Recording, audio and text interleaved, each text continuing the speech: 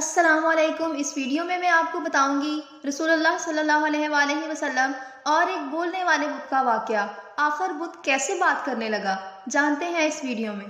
مکہ مکرمہ میں ایک ولید نامی کافر رہتا تھا۔ اس کے پاس ایک سونے کا بت تھا جس کی وہ پوجا کیا کرتا تھا۔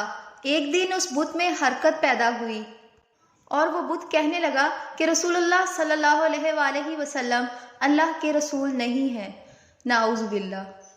بت کی یہ بات سن کر ولید بڑا خوش ہوا اور باہر نکل کر اپنے دوستوں سے کہنے لگا، مبارک ہو، آج میرا معبود بولا ہے اور اس نے صاف صاف کہا ہے کہ رسول اللہ صلی اللہ علیہ وآلہ وسلم اللہ کے رسول نہیں ہے، نعوذ باللہ۔ یہ سارا ماجرا سن کر لوگ ولید کے گھر آئے اور دیکھا تو بت واقعی بات کر رہا تھا۔ دوسرے دن ایک عام اعلان کے ذریعے ولید کے گھر ایک بڑا اجتماع رکھا گیا تاکہ لوگ بھی اس بت کے منہ سے وہ جملہ سن سکیں۔ جب بڑا اجتماع جمع ہو گیا تو انہوں نے رسول اللہ صلی اللہ علیہ وآلہ وسلم کو بھی دعوت دی تاکہ رسول اللہ صلی اللہ علیہ وآلہ وسلم بھی تشریف لا کر بت کے منہ سے وہ الفاظ سن جائیں۔ لہٰذا رسول اللہ صلی اللہ علیہ وآلہ وسلم اور صحابہ بھی تشریف لے آئے۔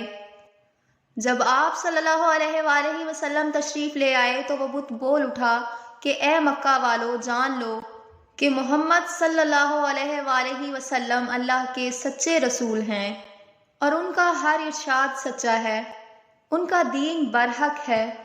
اے لوگو، تم اور تمہارے بت جھوٹے ہیں۔ اگر تم اس سچے محمد پر ایمان نہ لائے تو جہنم میں جاؤ گے، بس اس سچے رسول صلی اللہ علیہ وآلہ وسلم کی غلامی اختیار کر لو۔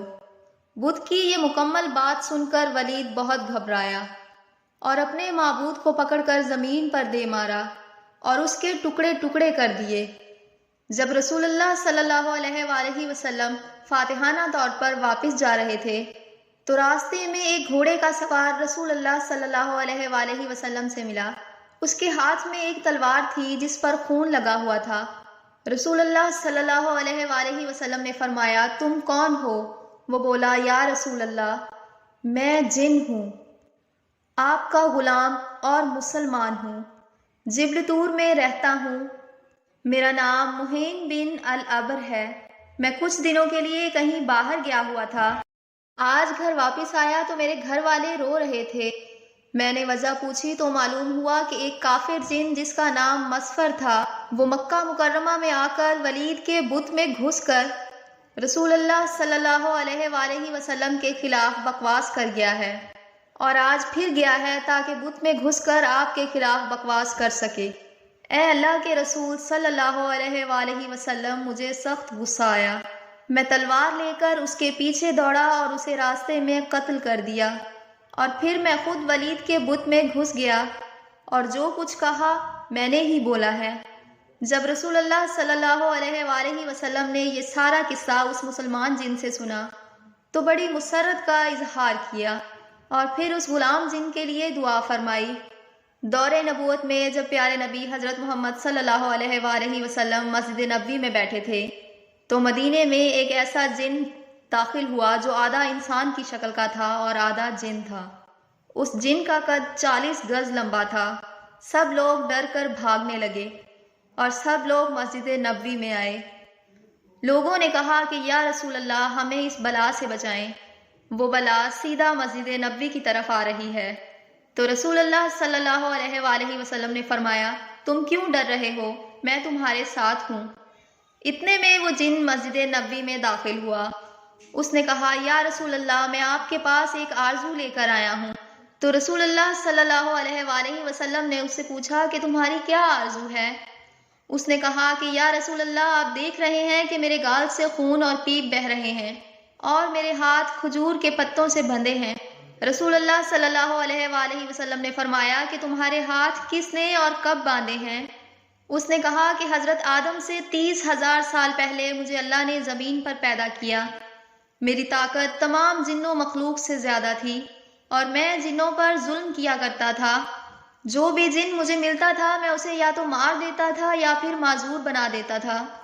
ایک دن میرے سامنے سے ایک بہت ہی خوبصورت نوجوان گزرا جو کہ جن مخلوق میں سے نہیں تھا۔ میں نے سوچا کہ اس کو قتل کر دوں، تو میں نے اس نوجوان سے کہا کہ میں تمہیں قتل کر دوں یا پھر معذور کر دوں؟ اس نے کہا کیوں، تم ایسا کیوں کرو گے؟ تو میں نے کہا کہ یہ میرے دل کا شوق ہے، اس کام میں مجھے بہت مزہ آتا ہے۔ اس نوجوان نے کہا کہ تم نے آج تک کتنوں کو قتل کیا ہے، کتنوں کو معذور کیا ہے؟ تو میں نے کہا کہ بے شمار لوگوں کو۔ تو اس نوجوان نے کہا کہ آج میں سب کا حساب کر دوں گا۔ یہ سن کر مجھے اس پر غصہ آیا، میں نے اس پر حملہ کیا، لیکن اس نوجوان نے میرا حملہ ناکام کر دیا اور مجھے تھپڑ بھی مارا اور میں بے جان ہو کر گر گیا۔ پھر اس نے مجھے کھجور کے پتے سے باندھ دیا، میرے اندر جتنی طاقت تھی اس کے ایک تھپڑ سے ختم ہو گئی۔ میں نے اس کی بہت منت سماجت کی کہ مجھے معاف کر دو، لیکن وہ جاتے جاتے میری نظروں سے غائب ہو گیا۔ میں اپنی قوم کے پاس گیا، لیکن نہ ہی میرا درد گیا اور نہ ہی کوئی میرے ہاتھ کھول سکا۔ پھر اللہ نے حضرت آدم علیہ السلام کو پیدا کیا، میں ان کے پاس بھی گیا، لیکن انہوں نے بھی کوشش کی مگر کھول نہیں پائے۔ اس کے بعد بھی بہت سارے اللہ کے نبی آئے، لیکن کوئی بھی کھول نہ پایا۔ پھر میں حضرت ابراہیم علیہ السلام کے پاس گیا، لیکن وہ بھی کھول نہ پائے۔ اوپر سے اللہ کی وحی آئی، اللہ نے فرمایا اے ابراہیم اسے چھوڑ دو، اس کو وہی کھولے گا جس نے اس کو باندھا ہے۔ میں نے پوچھا کہ وہ کون ہے جو مجھے کھول پائے گا؟ تو انہوں نے آپ کا بتایا۔ تب سے میں آپ کے انتظار میں ہوں اور آج جا کر میرا انتظار ختم ہوا ہے۔ اس کے ہاتھ کھل گئے اور اس کے گال سے جو خون آ رہا تھا وہ بھی بند ہو گیا اور اس کی قوت بھی واپس آ گئی۔ تو رسول اللہ صلی اللہ علیہ وآلہ وسلم نے فرمایا کہ جاؤ تم اب آزاد ہو۔ تو اس نے کہا کہ اب میں کہاں جاؤں، مجھے تو ہزاروں سال بعد حق ملا ہے، اب میں حق کو چھوڑ کر کہاں جاؤں؟ ناظرین، اللہ تعالیٰ نے انسانوں کو جنات سے زیادہ طاقت دی ہے اور انسانوں کو اشرف المخلوقات بنایا ہے۔ اگلی ویڈیو تک کے لیے اللہ حافظ۔